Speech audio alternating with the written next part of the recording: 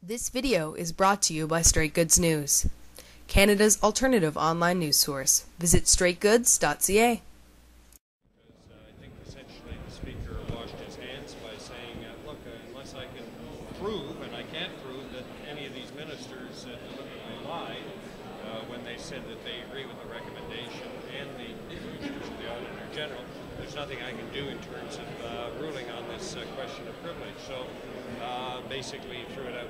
And so yes, we're very disappointed because Canadians have been told by a person that they supposedly hold in high regard, the Auditor General, say, here's my report, and by the way, Public Works and Defense did not agree with me. They said they had objections.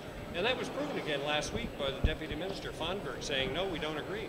And at the same time, we had 5 ministers in the front row, including the Prime Minister, say, yes, we agree with what the Auditor General has said, not only his recommendation, but also his conclusions.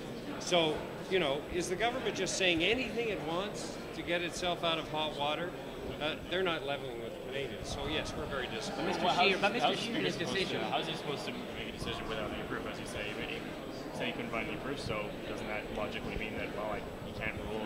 Yes, and by that same logic, you'll never, ever be able to prove, with few exceptions, that a minister who gets up and says anything was doing it deliberately. So it's a precedent now that he said. I think it's setting a precedent. It's strengthening a precedent, yes, and it's unfortunate because it kind of helps everybody wash their hands on that side of the house and walk away from it. But the reality is that the government on this whole business of the F-35 has contradicted itself, has been at variance with civil servants and with generals.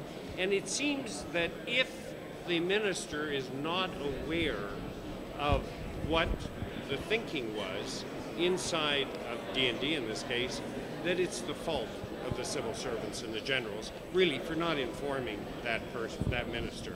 So there is no accountability in the end, and that's terribly disappointing. Another point, Mr. Scheer.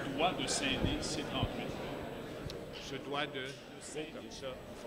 In his ruling, Mr. Scheer, though, in his ruling, he said because Peter Van Loan, the House Leader, at least once said we don't agree with our officials.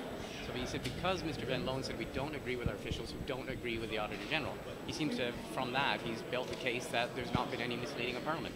Well, there has, because I've heard several ministers, including the Prime Minister, get up and say, we agree with the conclusions and recommendation of the Auditor General.